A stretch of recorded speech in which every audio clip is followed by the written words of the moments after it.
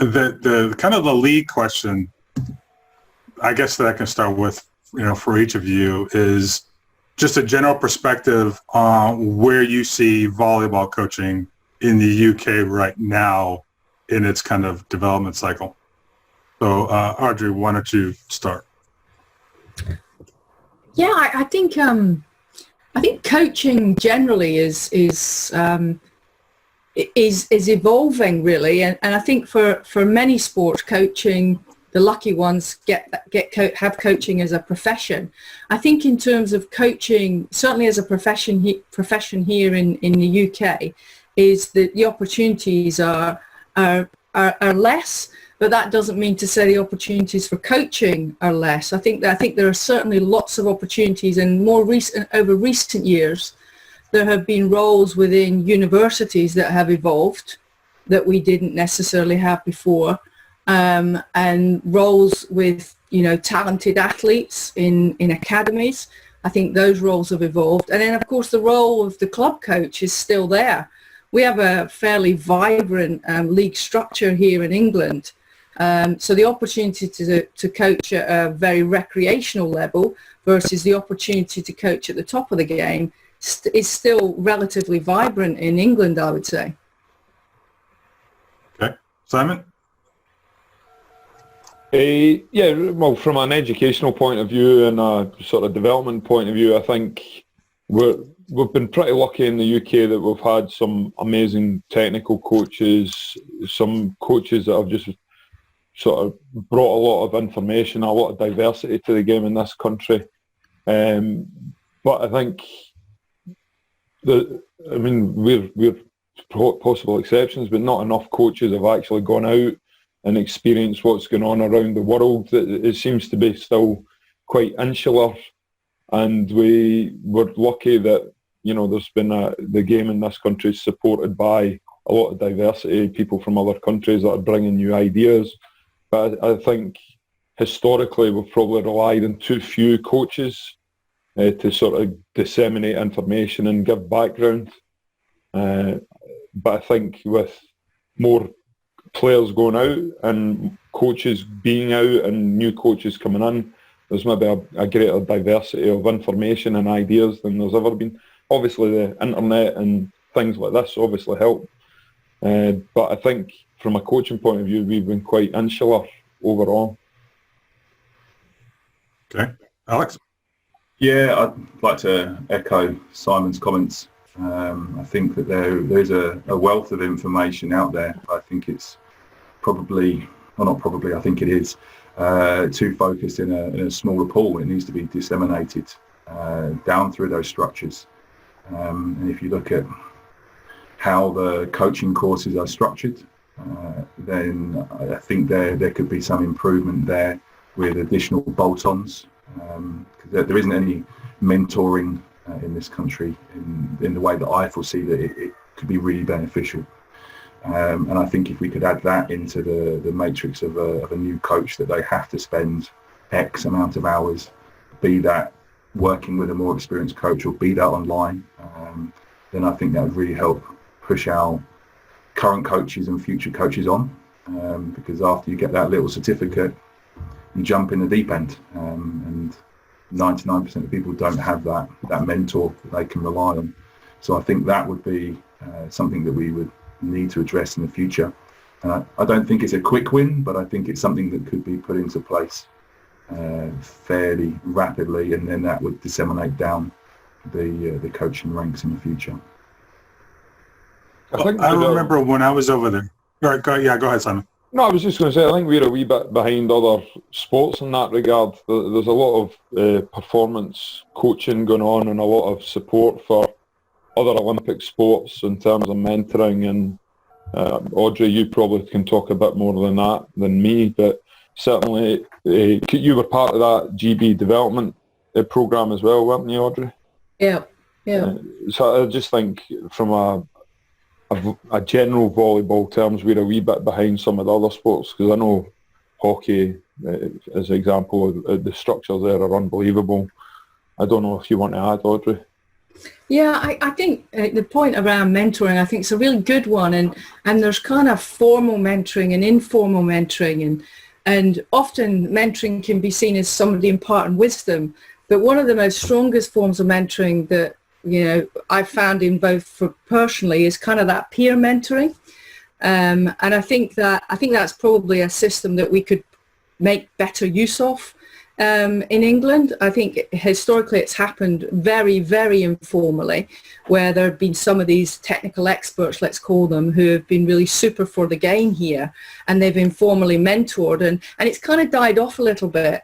But Simon's right, there's loads of mentoring going on in loads of other sports. I mean, I find myself working in football at the moment, and one of the big things that we do is we work a lot on peer mentoring. So coaches who are, in similar levels of clubs are helping and supporting each other, as well as those that might be deemed as working at the higher level, operating with those that are aspiring to reach that higher level and providing that mentoring support.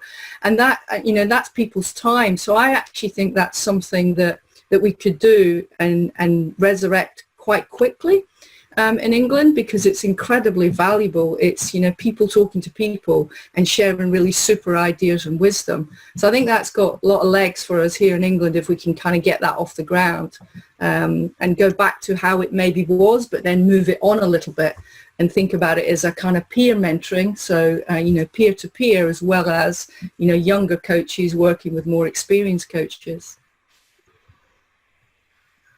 Yeah, well, that kind of leads into an issue that I think you got the email or the tweet, Alex, about the coach in Norfolk complaining about the distance to go to get education and the cost involved and all the travel and all that.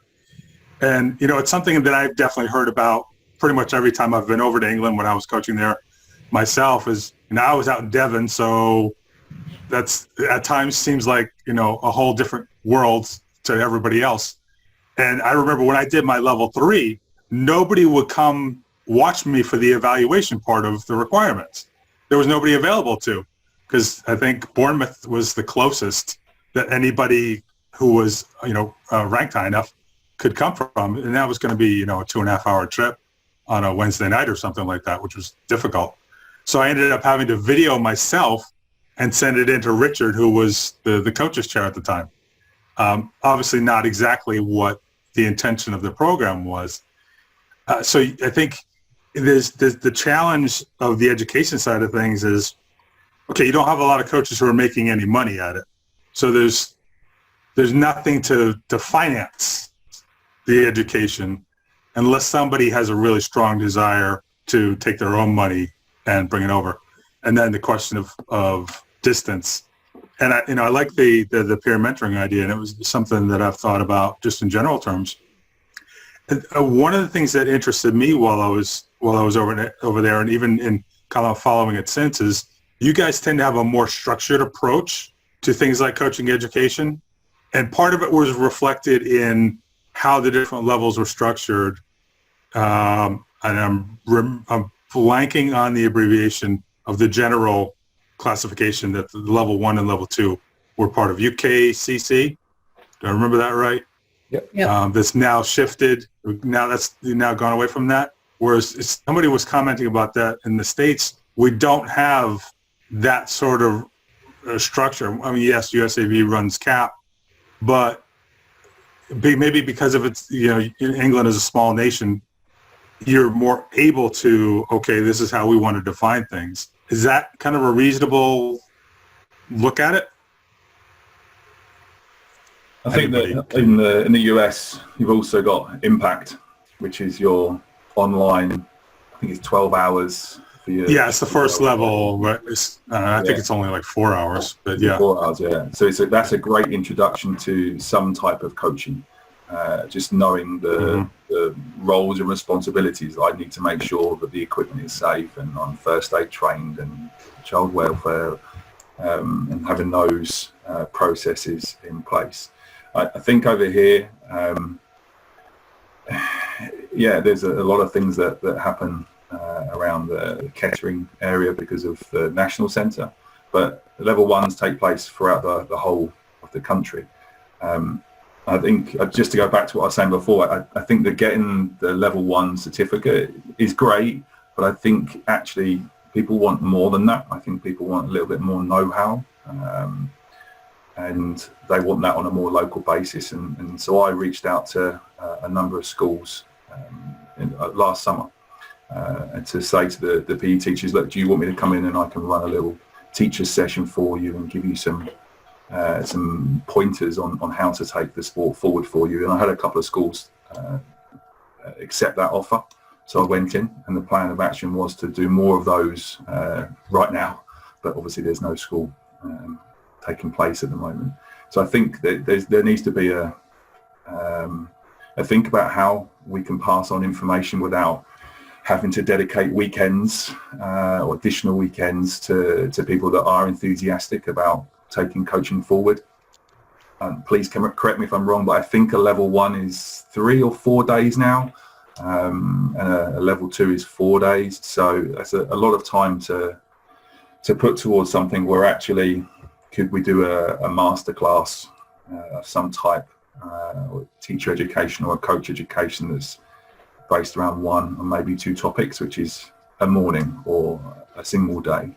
I personally think that would be a way forward for developing our coaches in the future.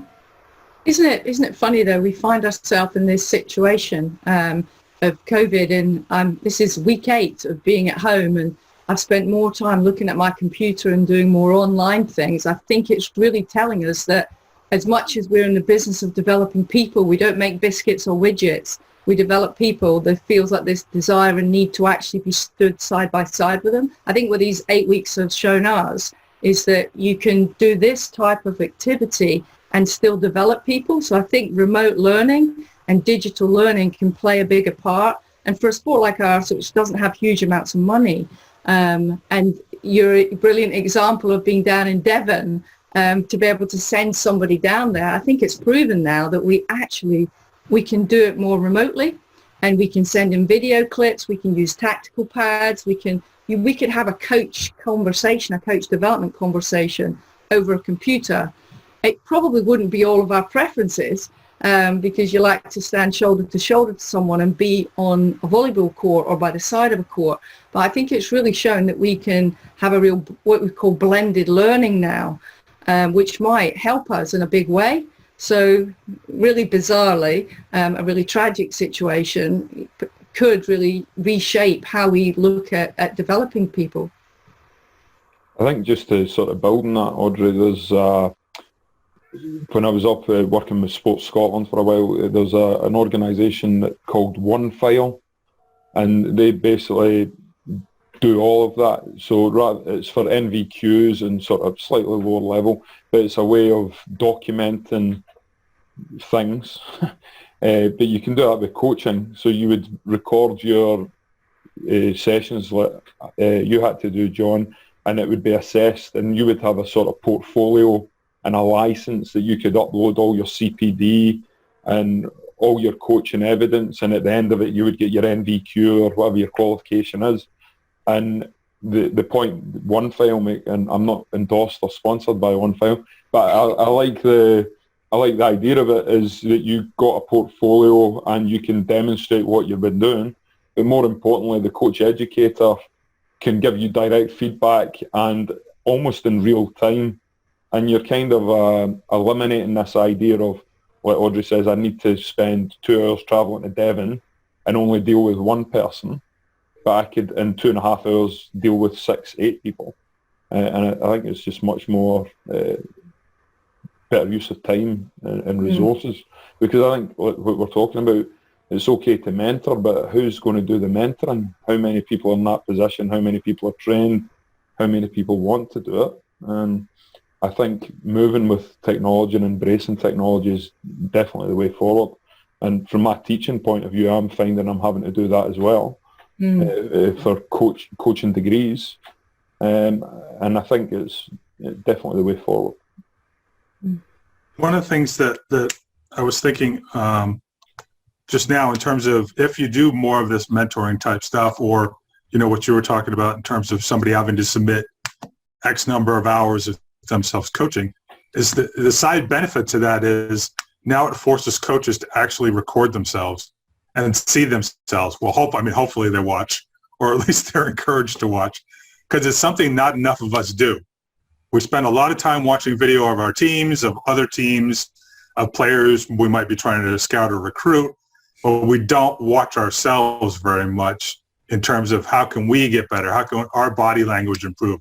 How can we communicate better?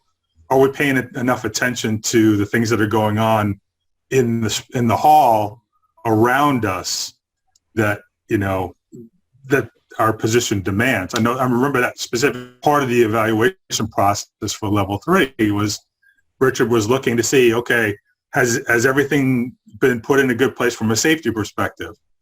And while everybody knows that we should be doing that, do we always do it as consciously as we should be?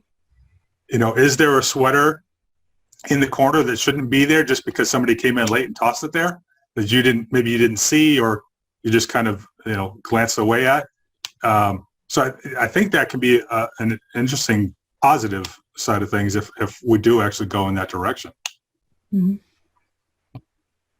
Absolutely. Audrey, from your perspective, obviously football is in a completely different economic strata as volleyball, but are there things that volleyball can take from football in terms of, the education of coaches, the support of coaches, the structuring of mentorship with coaches, and all these sorts of things? Yeah, I think so. I think each sport can learn from each other, and you're right. It is very, very different in terms of the resource that sits behind of it. But when I was talking about the peer mentoring, I'm thinking just generally in terms of the impact you can have on coaches without having to spend lots of money. And this kind of remote provision, this isn't costing us anything to have this conversation. And similarly, setting up, one of the things we've done of late is create what we call communities of practice. And we're pretty much getting them off the ground, where there are small groups of people getting together informally to chew the fat, to talk about coaching, to share experiences, challenges and opportunities. And those were being done face to face. And then we find ourselves in the circumstance we are today when we're pretty much at home. We've kept those communities of practice going, where we're now doing it online. And again, that doesn't cost money necessarily. When we were doing it, getting together, we might have booked a hotel, or we might have booked a room, or we might have met somewhere. But I think that's the type of thing that we could build on here in England from a volleyball perspective, of getting small groups of people together, whether they're a group of development coaches or a group of coaches in my area of Derbyshire or the Midlands, where we can get together online or together when we're allowed to leave home and just talk about what our opportunities and challenges are and share them. So I think that's a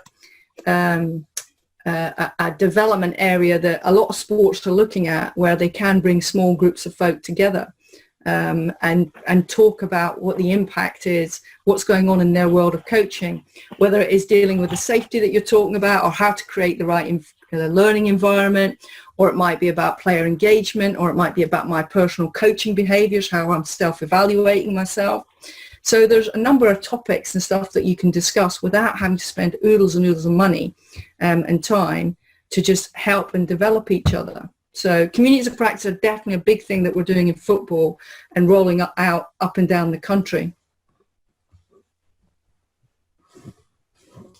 I like that idea, Audrey. The interesting thing around coach education is, do we, from an association point of view, the formal coach education is obviously a source of income, and therefore it's always going to be there. But I think most people would agree that informal coach education is probably more effective in terms of developing and being able to bounce ideas off, and it's more context specific rather than here's a practice that you need to be able to deliver. Let's, like John's saying, let's tick the box of doing the health and safety side of things because I have to do it, rather than my context is this, and I maybe need, using the football analogy, I might be a conference level coach. There's no point talking to a Premier League coach because they've got no idea of how to relate and what the real issues are. Mm-hmm. So that structure around informal coach education becomes really important, but you can't quantify that in terms of if you're trying to get a job or try and get a position. Well, I've had really good conversations like this with really high quality coaches. But, all right, good for you, well done, but what does that mean? Whereas to be able to function as an independent coach, you need to have some sort of version of the UKCC level 2. Yeah, it's a bit like, we talk a lot about, and Alex was saying there about, level 1, so many days, and qualifications, generally speaking, and I'd be interested in other folks' thoughts on this, but you try to cover a heck of a lot, don't you, in a qualification? So I always think you only ever scratch the surface. But the value and the rich conversations will happen away from the kind of formal qualification, and it's almost saying, what are the most important subjects in a qualification? Like I just mentioned, like player engagement. You want the players to keep coming back, so you've got to create an environment where it's fun and they're learning and they're getting better. But you probably only talk a bit about that during a qualification and going for an award. Whereas we need to keep those conversations going and talk about how we do that. There's a lot of what you should do, but it's the bit around how do I do it, the practicalities of how you apply it week in, week out, if you're working with a team, whether it's young kids or adults. So I don't know what others think about that in terms of, like the quals bit. It just feels like we only ever really scratched the surface. And what would you do differently if you were a junior coach or a high school coach as opposed to a Super League coach, a national team coach, performance academy coach? What do you need that's appropriate to your learning and your niche? I think the coaching courses are way too generic and they don't transfer across context. Mm. Yeah, one of the criticisms I've always had of the licensing courses is they assume a certain progression. So level 1 with the UKCC was you are qualified to help out with a practice.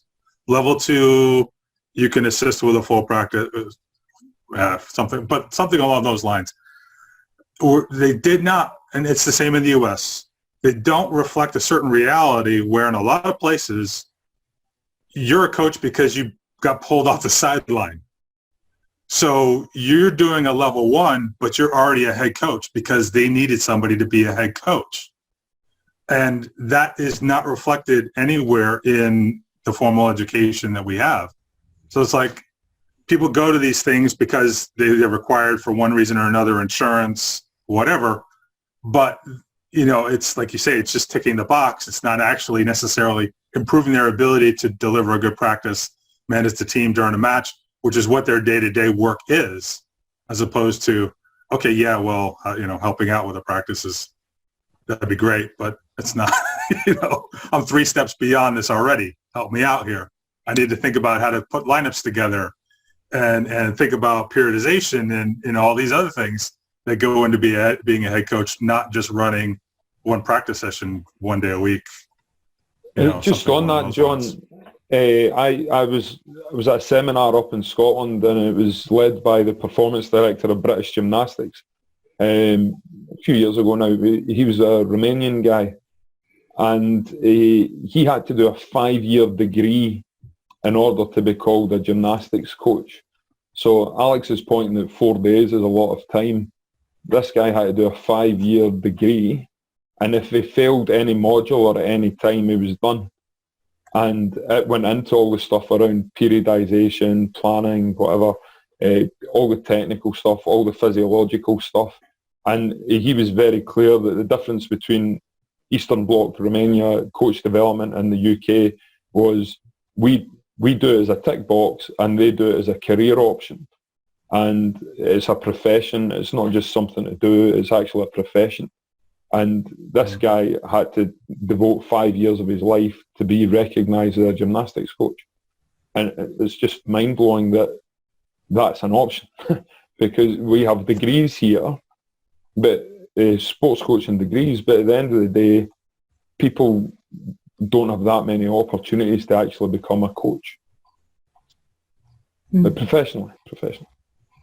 Yeah. Yeah, there's a comment in one of the boxes of people putting some notes in around coaching qualifications are a bit like taking your driving test. You only learn when you start driving and coaching. I just love that sort of analogy, or is it a metaphor? I don't know. But I think it's a good one, because absolutely you get the certificate, but that's just you almost saying, right, okay, you're kind of good to go. But the actual doing it is kind of, it's how you learn, the applying it, the experiential piece. But that bit, being able to check in with someone to see how am I doing, I think is pretty key, because people always just want to be reassured as well that they're on the right tracks. But I don't think we necessarily, we don't offer that currently. Right. All right, we've got a couple of questions that we can start addressing here. Okay, first one is from Chris, who wants to know, most coaches are player coaches. They coach the group they might also play in. Any thoughts or advice on those situations? Can't do both. I would suggest try to find Jefferson Williams and ask him about it, because he did it for years and years. It's not a fun job, I can tell you that. And both will suffer. Your playing ability will suffer and your coaching ability will suffer. So when I done it, and I done it for 5-6 years, like, depending on what position I was playing in and what type of game it was, whether it was important or it was an easier game, I would take myself out of the equation, and sometimes I would just coach. Other times I'd nominate someone else and go, right, you need to manage the game. I need to focus on playing. It's impossible to do both to a good level. There will always be something that suffers, because you can't watch yourself either. Which is, yeah, I agree with Alex. It's I actually enjoyed doing it, bizarrely, but something will suffer as a result of it. And then something we talk about, I'm sure all of us, getting the privilege to work and support coaches, is there's that piece around having a boundary. The boundaries become blurred. It's no longer, it's not black and white. There's this big piece of grey in the middle in terms of, the players are not quite sure how to treat you, and then you're not quite sure how to treat the players. Take my hat off to the people who've done it and continue to do it. As I say, I enjoyed most of it, but it's something suffers as a result. It could be relationships, it could be the quality of what you're doing, either as a player or as a coach, but it's a real tough one. Yeah, it's a challenge at the college level here in the States, where you have grad assistants who just came out of their playing careers and sometimes will go coach for the team that they just got finished playing on. And so now, okay, how do you handle these relationships with people that we are your friends? And now you have to be their coach. And even if you go to another school, you're still kind of seen as being in the same peer group. And you get all these hurdles that you have to overcome to make sure, you're being professional enough to fulfill your duties as a coach, while also trying to maintain relationships and not, completely distance everybody, because that's probably not going to be all that healthy either.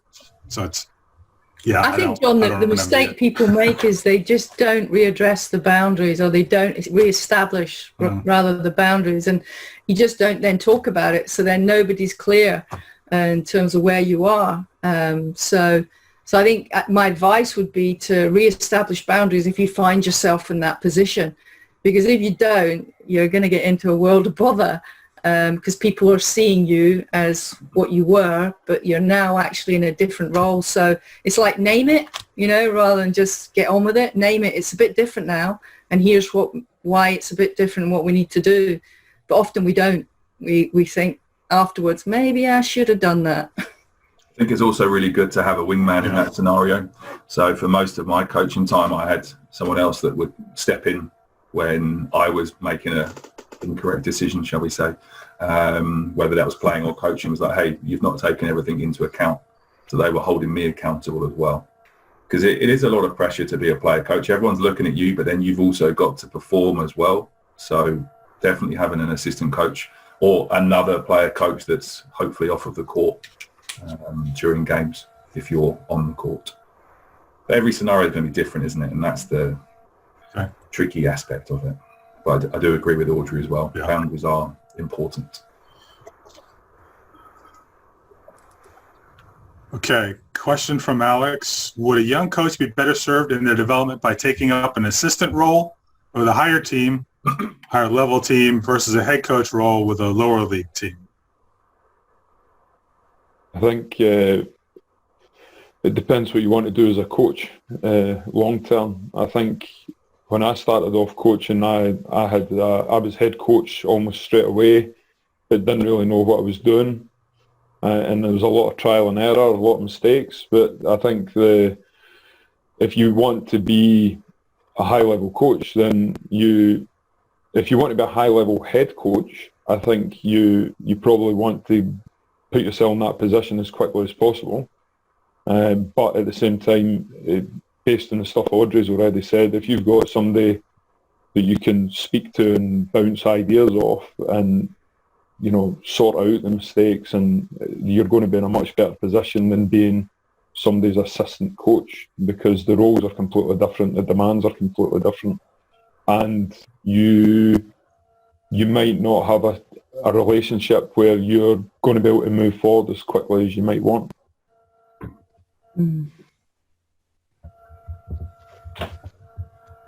Yeah, I think you're right, Simon. There's kind of the pros and cons of it. If you've got great the thing that I would toss in there is, okay. No, I was just saying, if you've got great support from someone and you get that opportunity to be a coach, it's I think that's great, because you then know what it's all about, because the role of a head coach and assistant coach are just so different. An assistant coach can certainly learn from someone, for sure, but being given that opportunity early in your career to be a head coach, I think you then learn, because you're accountable, you're scrutinized, and ultimately the buck stops with you. And to learn what that means as early in your career as possible is great. But context comes into this, doesn't it, really? If you're really young, it's going to be a struggle. Yeah, but I think like the American model, the head coach is almost like a program director, and the assistant coach does all the coaching. Then that's why I prefaced it by saying it depends what you want to do. I think if you want to be on the court coaching, then you would probably want to be a head coach, because the assistant coach is going to be banging balls and sort of helping drills run, but the input's going to be less. But if you're in an American context, the assistant coach does a lot of the day-to-day coaching, whereas the head coach is doing a lot of the program management and a lot of the recruitment and stuff like that. I think the dynamic's completely different. And I think just from purely selfish point of view, you want to be a coach, you want that responsibility, you want that ownership, and perhaps that's not going to be fulfilled as an assistant. Just me. I think also the number of hours of experience as well is also equally important. So you said about context, how many hours as an assistant coach experiences you have, how many hours as a head coach experiences you have, because it is a jump, as you said. Everyone's eyes are looking at you, and there are different roles. So, but my honest answer is get as many coaching hours as possible, whether that is as an assistant coach or as a head coach, because that is the only way you are going to learn. If you sit on the sidelines and be an assistant coach for your whole life, you will never have the experience to jump and become a head coach. So if the opportunity is there, grab it. What's the worst that's going to happen? You learn that you don't want to be a head coach, you want to be an assistant coach. You're still learning, it's just a different type of learning. So context is important, but also knowing what you want to achieve in the future is important. And the number of hours of experience that you have to allow you to jump to a head coach is important. So it's a balancing act between those factors. I think that's a great point, Alex, because you'd say, well, what does experience mean? So, well, we're looking for an experienced coach. What does that generally mean? It means somebody who's been doing it for a while and has got those hours under their belt. But Simon's point about, you might be going as an assistant coach banging balls. That's, you're going to learn so much from that, but to be actually be given the opportunity to coach. I can't help but think, depending on the environment that people are working, what about co-coaching? How we operate hierarchically, don't we? But if you're in a club where the coaches operate as co-coaches and you're the assistant, then for me that's incredibly valuable because you're being given equal opportunity to actually coach. So therefore the hierarchy doesn't really matter whether you're the assistant coach or the head coach. And it's something we're talking about a lot in the area of work I'm in is helping coaches to understand more about co-coaching, so you don't have to have somebody banging balls or putting cones out or doing whatever, that everybody's got a role within the team and you kind of get equal amounts of coaching time, both talking and listening. So I think there's something there around, do we need to have that hierarchy? More of a philosophical statement than, answering the question. I think that's really interesting, Audrey, because that's got to be built on trust. If you're appointed as a head coach and you get an assistant coach that you really trust, then amazing. But there's one of the examples was it Warren Gatlin when he was coaching the Irish rugby team. I think quite famously his assistant coach helped facilitate him being sacked. So it's, he's working with a coach who's trying to do the right things and build a relationship, but the guy's in the background working to get rid of him. And at the end of the day he gets fired and the assistant coach becomes the head coach. So I dare say there's coaches out there that are quite reticent to give too much information or too much power, because it might be, particularly in the professional arena, it might be putting them out of job. That's an interesting one, because you made me think, Simon, about a couple of coaches in football. My example was football. So you got Gareth Southgate, you got Steve Holland. The incredible amount of co-coaching that goes on there. Very clearly there is one person who's the manager and head coach, but they operate in a co-coaching team, and it's fantastic. But you're spot on. It's mutual respect and trust, and understanding what each person brings to the party. And valuing each other. You've absolutely got to have that in order for that co-coaching to work. I don't know whether, John, I've taken us down a rabbit hole, but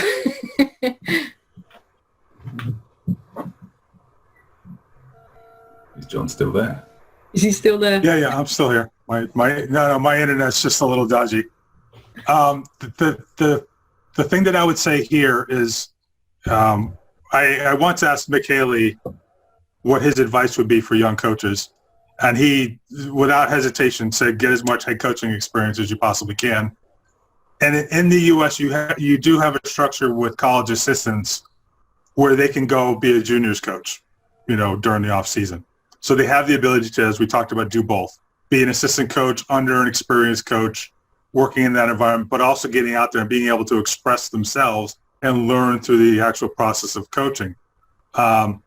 And even at the college level, there's a huge diversity of experiences for assistants that kind of factors into what you get out of it. If you work in a small program where it's a head coach and assistant coach, the assistant coach is going to be involved in everything. You're going to get involved in all the travel and the recruiting and the budgeting and all the decision making, because there's only two of you and there's just too much work. If you're in a big program where you've got 3 assistant coaches, a manager, is somebody who's doing the stats and all these other things, things get parceled out a lot more. And each person has lower levels of individual responsibility, more specialization. So that can be part of the equation is, what would the demands of the role that you go into as an assistant do? What would you learn there, and how would it complement, things that maybe you're either doing somewhere else or you've already learned in your career up to that point. But yeah, my first response was the same, and Keith kind of put it in the chat. If you can, do both, like Alex was saying earlier. Okay, we've got a question that could a little bit political here. Brian wants to know: does Volleyball England do enough to support coaches? Can they ever do enough? That's the other question. Yeah. Everyone's in a different scenario, in a different context, at different levels, with different needs. I can't answer that question. I can't say they do enough because it's obviously Brian's situation will be different from mine.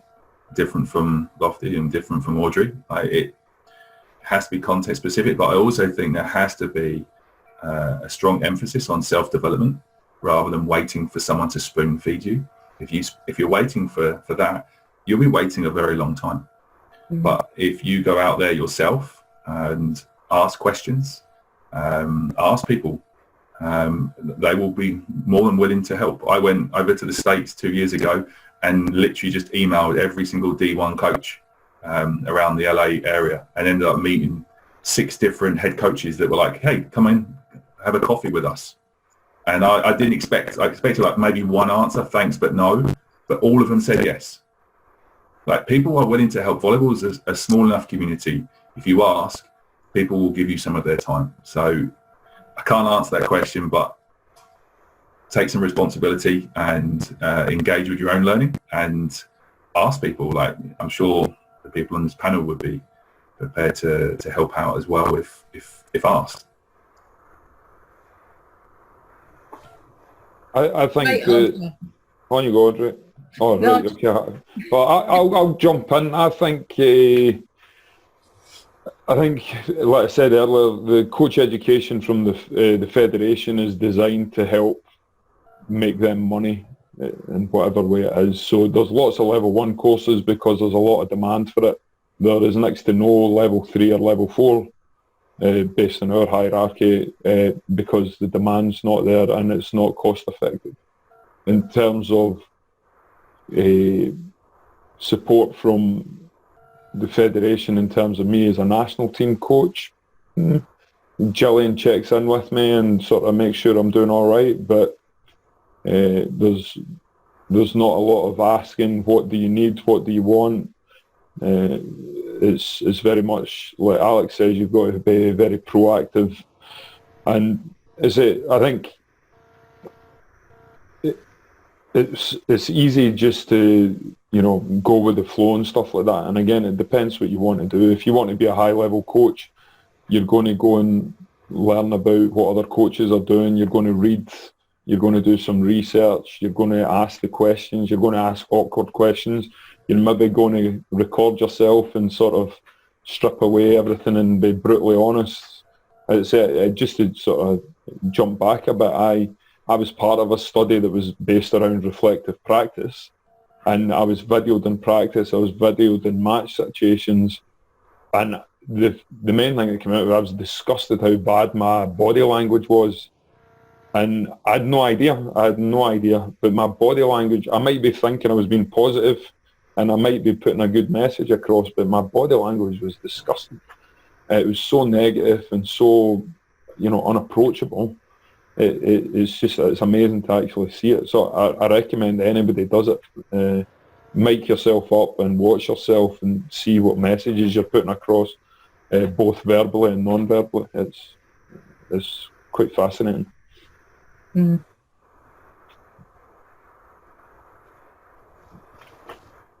Anything else you want to add, Audrey? No, I think the guys are right. I mean, coaches folk that are genuinely interested in becoming a better coach will not just rely on what a national governing body provides, for example, because every national governing body has limitations on their resources.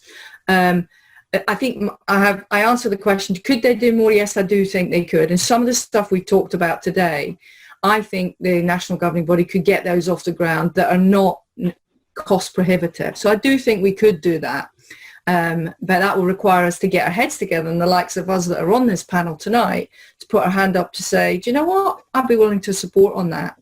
So I do think they could do more, but equally, I do believe that those that are really keen on coaching will go and do what both Simon and Alex have said, is that your own learning will take place, and you will go out and search, whether it's going down and watching a match and seeing what's going on, or going online, or whatever it might be. I think those that are really serious about it won't just wait for it to land on their lap, and they'll go out in search of it.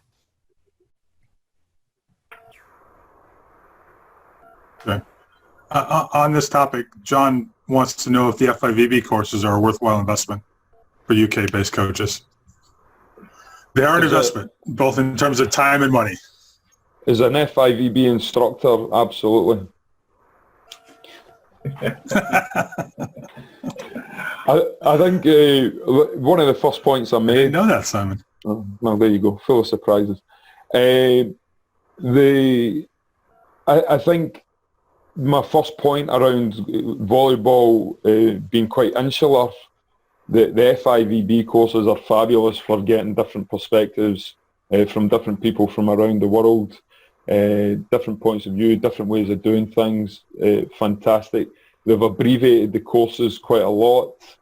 They've gone from like 10, 12 days down to 4 or 5 days, which makes them a bit more manageable. They've got an online portal now, that can sort of help with the learning and development there. But yeah, they're quite expensive, but they're hosted in some amazing places. So if you're so far inclined, then you can take yourself around the world and meet some amazing people. Okay. Good to know. Okay.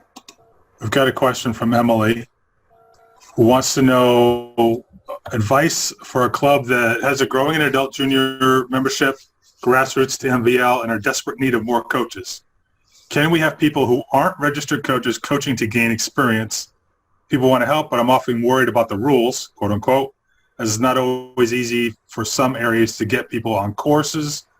Parenthetically, don't worry, we always have a coach and an SG in the arena.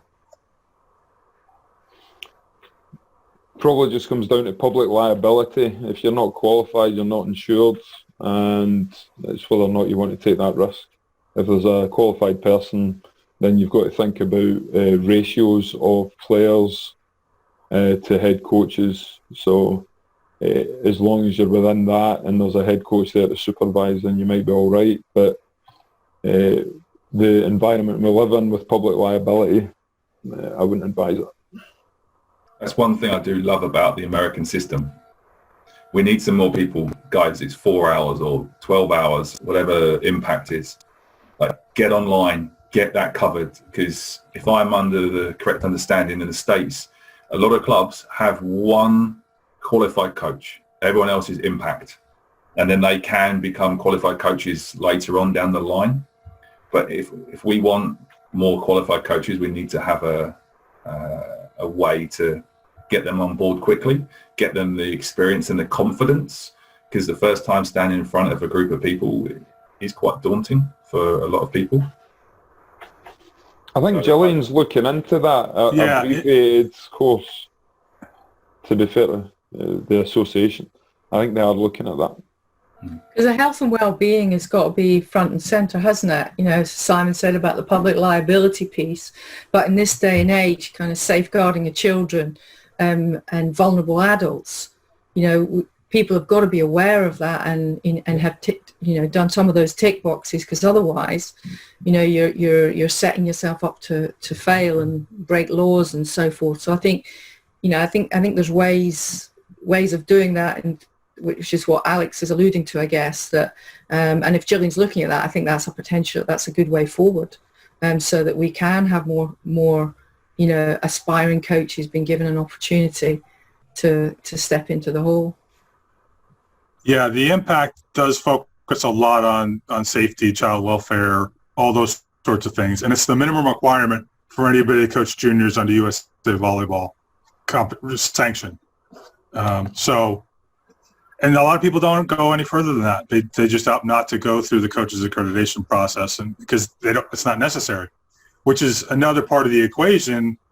Is, you know, you look in the college ranks and nobody worries about whether you have CAP certification or FIVB certification or any of the things like that. Mm-hmm. Usually it's, do you have a master's degree? That's, you know, kind of the education thing that they're looking for. But of course that's self-serving, because you're talking about universities who grant master's degrees. So of course they want to, you know, specialize in that sort of area. But it's totally right. You do it. I mean, you used to have to do it in person. Go to somewhere in your region for 4 hours, get it done, and then you're good to go, and it's quick, and you're certified right on the spot. So yeah, if Gillian's looking at that stuff, I think that would be a great way to massively increase the number of people that can get out there and start on that coaching path without getting into trouble. Brian was asking, and I guess this would be for you, Simon, do the FIVB courses require the coach to be a certain level of competency in actions? I think if I'm right, I think you have to be sponsored, don't you? Yeah, the federation needs to sponsor you to take part in it. So, yes.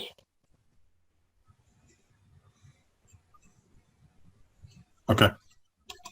Okay, here's an interesting one. How can the league in England, both national and university, improve in professionalism? Alex? How long have we got? I will try to make this as succinct as possible, and this is just my opinions.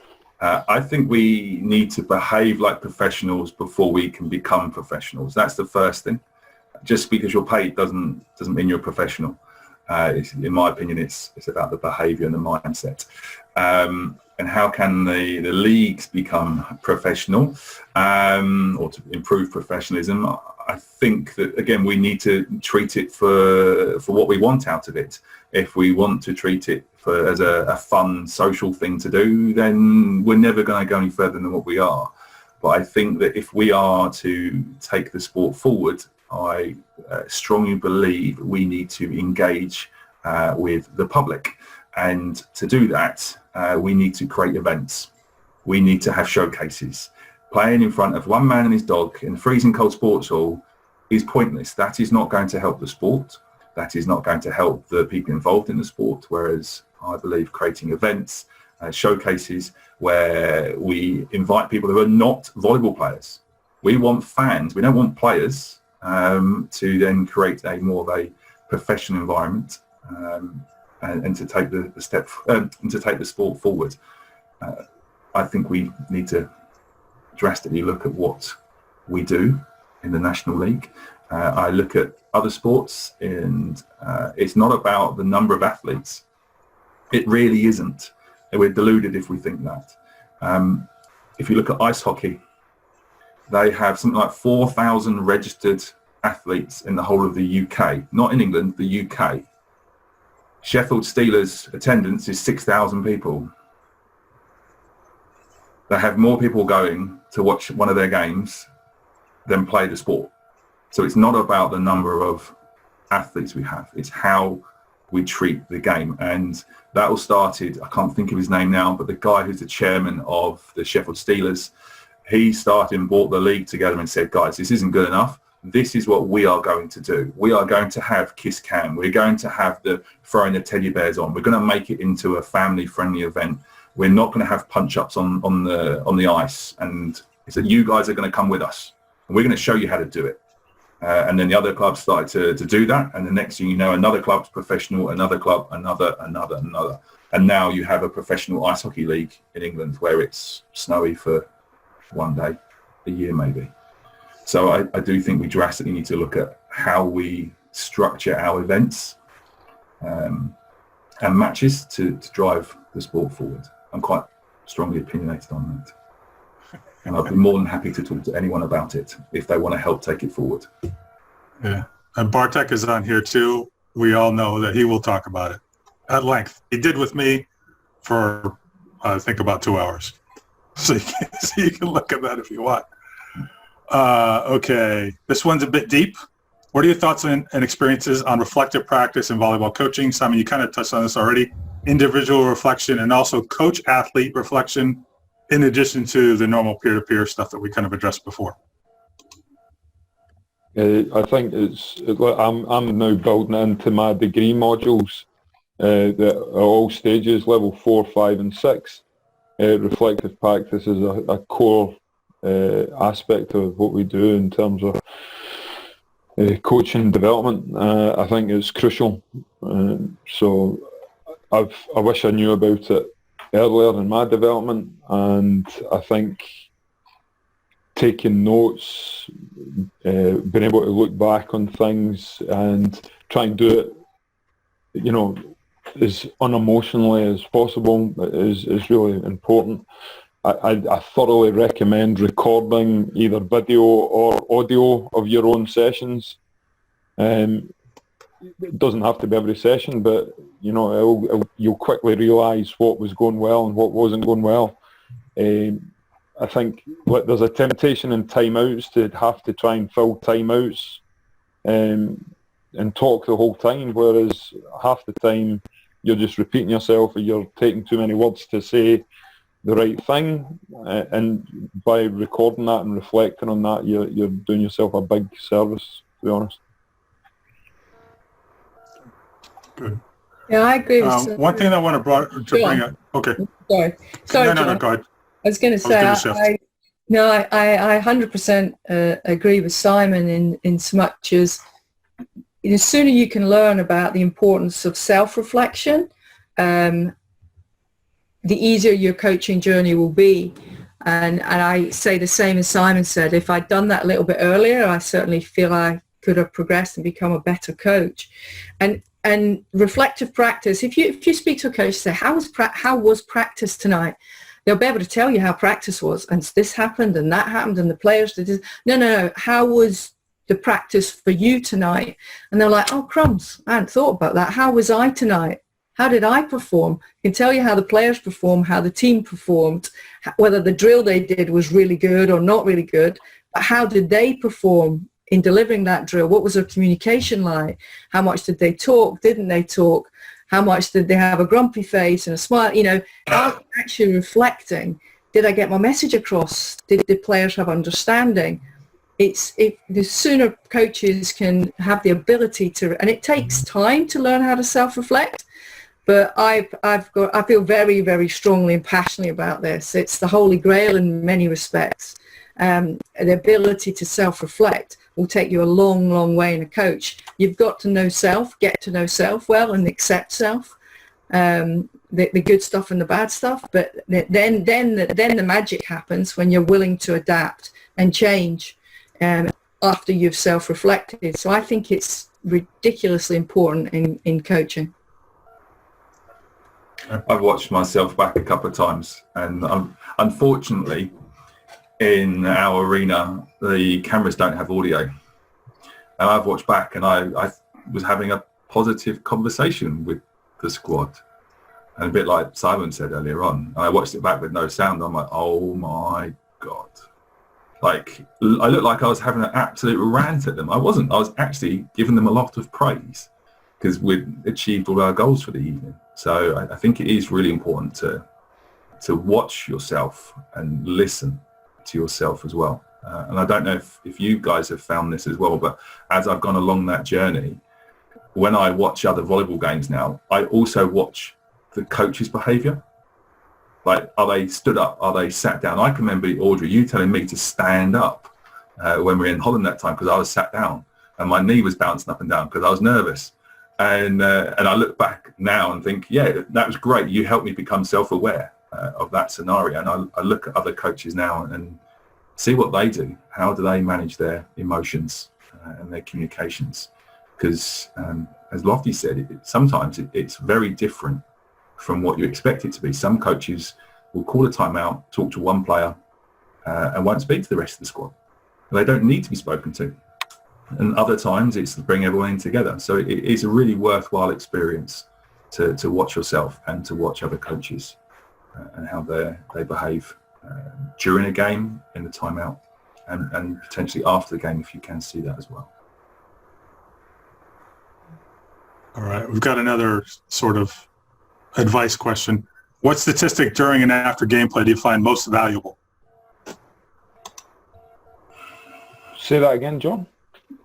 What statistic during and after gameplay do you find most valuable? Who's got three sets? Depends on the opponent. Sorry, Lofty, after you. I just said to the team, the three sets is probably the most important one. So you're saying the score, basically? Yeah. So that has been flippant. I apologize. Yeah, I think that's gonna depend a lot. Yeah, no. I mean, but it does to that and to Alex's point. It matters a lot what level you're at, because what might be important for guys at the Bucks level playing for a national championship is going to probably be wholly inappropriate for a junior under 15 team just dealing with regional competition. So it's whatever is important to your team at the time is basically the answer. Yeah, I think you're right, John. What was your goals going into the game? So if you only look at, I know Simon's been flippant about the result, but if you only look at the attack and your goals for the game was to improve our reception, and then you tear your hair out at the end because you're looking at attack or attack efficiency. But if your reception improved and your set and distribution was pretty awful when your attack efficiency and kill was awful, then okay, you've met your goals because your service receive improved. So I think there's loads of things that you can look at, but I think you can get yourself all confused as to when you see the stats, certainly at the end of the game, because actually you might have done a better job than you let yourself in for, because as long as you're clear on what you've set out, what you want to achieve in the game, clearly it's competition. We wouldn't be playing unless we wanted to win or put in a good performance. But as long as you're measuring what you're setting out to achieve, I think it's dead important. So I always, personally, in answer to the question, is service reception and attack efficiency rather than attack kills is something I would always look at, and then start to get into the context of setting distribution, because those are two stats isolated on their own, but the setting piece is going to play a big part in that. But then my final comment on this, I promise it will be my final comment, is their statistics. There is so much context behind statistics, and statistics tend to be about the outcome and not the process. So you've got to be able to look at the statistics, but what's going on physically, mentally, as well as technically and tactically. So stats are great, but they play a part, but you've got to add context to it. How were they going into the game? How were they during the game? How was practice before it? What was the lead up to it? What played its part in us achieving those statistics? What was my role in that? Did I help or hinder? Coming back to the self-reflection piece. So that's a long answer to your question, John. Sorry. I think building on the sort of the context, I think it was your discussion with Lauren a couple of weeks back. Her philosophy was maximum risk, maximum aggression. We're going to take huge risk on attack and service line. So you might have 20, 25 errors in a match, but that might be a good thing because it's aligned to your philosophy. Mm. If you have a good hitting efficiency and zero service errors, then that might be cause for concern because you've been too conservative in what you're trying to do. Okay. We had a question come in about advice for coaches on managing performance pressure and workload. As it turns out, Simon and I, along with Mark Lebedew, did a whole conversation on that. Thanks, so rather than spending like another 90 minutes talking on that subject, I'll point you in that direction to save us a little bit of time here. Keith wanted to know, as coaches, do you ever ask for feedback from your squad? Yep. Simple yes. After every single session, I ask for feedback on their performances and on the session. Sometimes they see things from a different perspective. I may think that we need to spend more time on serve receive, and they're like we feel like we're hitting a plateau on our serve receive. We need to start addressing other things because you have to have buy-in from the players. Like if you're doing it, and you don't have buy-in, you're not going to improve anyway. So yeah, and how else am I going to get better unless I sit there and watch myself every single time? Like you've got 10, 12, X amount of players in front of you. Ask them what their feedback is, and be honest enough to take that feedback. It's not personal. They're trying to help you. And if the way that you deal with that feedback is really important, because you're not an inspiration, but you're someone that they look to, and the way that you deal with feedback, they'll start to copy that. Especially if you're coaching younger players. If you get all defensive and don't like the feedback because it doesn't agree with what you do or what you think, then that's the way they'll behave. So it gives you an opportunity to find information and feedback, and for you to be aware of yourself, again, on how you behave. So yes is the answer, all the time. Okay. I approach it slightly different. I rely more on my support staff, assistant coaches, etc. Bounce ideas off them, get a feel for that, and then just from personal point of view, I think experienced players and trusted players. For me, it comes down to trust. I don't necessarily want the feedback and comments from people that I don't trust. So it just shortens the loop of communication, I guess, from my point of view. But the sentiment is correct, Alex.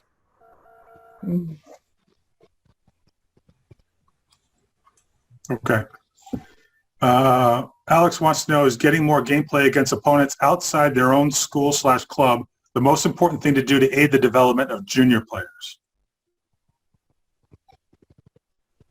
I wouldn't say it's the most important, but it is definitely important. When you play against the same people all of the time, then you will start to learn their cues, and you'll learn those and be able to read them.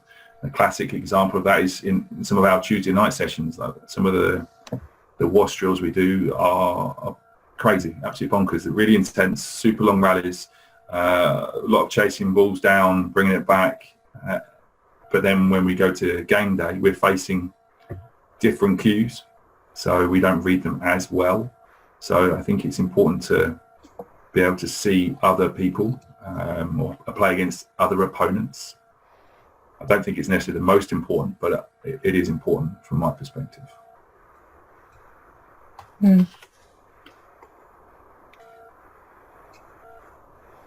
From my point of view, one of my first international games, and bear in mind that I thought I was quite a good player at some stage. My first international game blew my mind. That was just how fast it was, how different it was, the intensity and all that sort of stuff. And exactly as Alex saying, you can't get that in a training gym. So the more often you can play and the more different opponents you can play, the better. And again, different styles of volleyball become as much a learning opportunity as anything else. Yeah, I think it's providing that stretch, isn't it, Simon? It's, you know, if you do the same thing, it's like if you do what you always do, you'll get what you've always got. So that ability to stretch and go outside of what you normally do, I think is really quite important, because you want to take people on. And I guess from personal experience, being stretched all the time and the ability to play up, so, you know, like playing a maybe a little bit more experienced team, or a player being given the opportunity to play against better players is certainly going to stretch, and I strongly advocate for that. So providing that stretch, I think, is really important, getting a good balance. As a quick anecdote, John, I hope you don't mind. One of my first games coaching up in Scotland, I'd been working really hard all the time on, you know, trying to get the girls to play what I deemed proper volleyball, you know, spiking, good dynamic play and stuff like that. And we played a team that they volleyed the ball over the net 80% of the time, and they just waited for us to make mistakes, and we get smashed to pieces. So it's again, it comes back to philosophy. If you stick by your guns and you have a vision of how you want the game to be played, don't be worried about playing teams with a different philosophy, a different way of doing things. Stick to your guns and be brave, because at the end of the day, you want the game to be moving forward from volleying the ball over the net. All right, this next question from Heidi has a potential to be a lengthy one, so we're going to have to try to be concise and brief. She wants to know, how do you measure success as a coach beyond the obvious cup/league wins? I'm in a slightly unique scenario where I have athletes for 3, 3 or 4 years on the university program. So for me, the answer is quite short, actually. It's about their personal growth as a person and as a player. and that kind of encompasses everything. So, next. Audrey, what about you? Yeah, I think obviously what was described is pretty much the outcome, isn't it? I think without those process goals, the outcome might be we lost today, or we've lost the last 5 matches, but are we making progress in our processes to get that? So I think it's short-sighted if it's just about the wins and losses. They're damned important. We're in the business of competitive sport, and we don't draw in volleyball like you do in other sports. There's a winner and there's a loser. So I think making sure that you've got real process goals, and what you set out to achieve, you might achieve 50% of it in one game. The next game you might achieve 60%. For me, that's progress. So being able to evaluate it, break it down and evaluate the bits that finally make up the equal of winning a volleyball match. There's nothing better than winning a volleyball match, but the process to win it, I think, is just dead important, and being clear on what those are. Okay. Anything from you, Simon? Yeah, well, it's this idea. Sometimes you win. When you win, you actually lose, and sometimes when you lose, you actually win. So it's just taking opportunities to learn, and I like the idea of the personal growth. Say I'm on record a few times now, but one of my favourite coaching experiences was in Sweden, where I saw an inexperienced team develop really well over the course of the season, and we've still finished in the bottom half of the table, but we kept the team in the league, and we had a lot of players that were a lot better at the end of the season than were at the beginning of the season. So that for me is probably more valuable than the wins and losses. Mm-hmm. All right, I've got one last thing that kind of ties in with a bunch of stuff that we talked about. Is the idea whether there would be value in developing an England/UK/global coaches federation that would be on the model of the AVCA in the States. Because in a lot of places, England being one of them, obviously, a lot of the coaching stuff tends to get driven by the federation, but federations have their own objectives.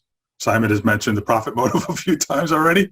And USA Volleyball is no different than any other federation in that regard. In the U.S., obviously, we have AVCA who operate separate from the federation and is therefore able to deal with coaching issues, at the professional level or whatever you want to call it, separately. So what are you guys' thoughts on something like that? I'll tee off. I think from an educational point of view, there's an organisation called the ICCE, who were they're the Global Coaching Centre for Excellence. I think that's the acronym. International Coaching Centre for Excellence. And they work out of Leeds Beckett University in Leeds, and they work very hard in trying to get a sort of global position on what coaching is and what it means to be a coach. And they have lots of seminars and stuff with lots of research going into it. And then you've got organisations like SIMSPA that are trying to put a professional framework together, which highlights the fact that as an assistant coach you should be able to do and demonstrate ABC, and as a head coach you will be able to do ABC. And I think these sort of models are sort of helping shift that, but we're still in a situation where more than 70% of the coaches in the UK are volunteers. So do they really want to be investing time, energy, money in having another subscription or another governing body to sort of oversee what they're doing as a coach? Because at the end of the day, these volunteers are the grassroots. They're the people that are keeping the sport going in this country, and having a professional sort of standard of whatever might actually alienate quite a lot of that population. Yeah, Simon, that ICCE piece I think is an interesting one. did the conference last Yeah, year. of course you did, yeah. And I knew of it. I actually didn't until I got more involved with Sergio and co. I didn't really know what its purpose was, which kind of comes to answering your question, John. I think if you're going to set something up, it has to have clear terms of reference. It has to have a purpose. And we also, thinking of other organizations, building on what Simon says, we have a body in the UK called UK Coaching, and they offer tons of oodles of free information and guidance on coaching. Okay, it's not volleyball specific, but it's about coaching. And I think actually our coaches in volleyball could tap into that way more to move on as a coach. But if it was to be a volleyball specific piece, it'd have to have clear terms of reference and purpose, before I'd, be able to sort of answer that properly, really. Yeah, I'll just echo the same. I think it's got some legs on it, but I think it needs to know where it's going, what it's offering, why it's offering, and why it's different. Okay. There we go. No more questions. Thanks everybody for coming out, attendees and panelists as well. Appreciate it. And as we've discussed, reach out. People are open to having these conversations. One of the inquiries we got along the way was, how do we get regional peer-to-peer meetings started? Here you go. Find somebody in your region. Reach out. There's quite a few members, attendees who are from the Eastern region. Guys, use me. Get in touch with me. My phone number and email address are in the public domain. You probably have it already anyway, but just reach out. If we want to do a coaches seminar, coaches masterclass, whatever you guys want to call it, just get in touch. Let's organise something and let's take this sport forward.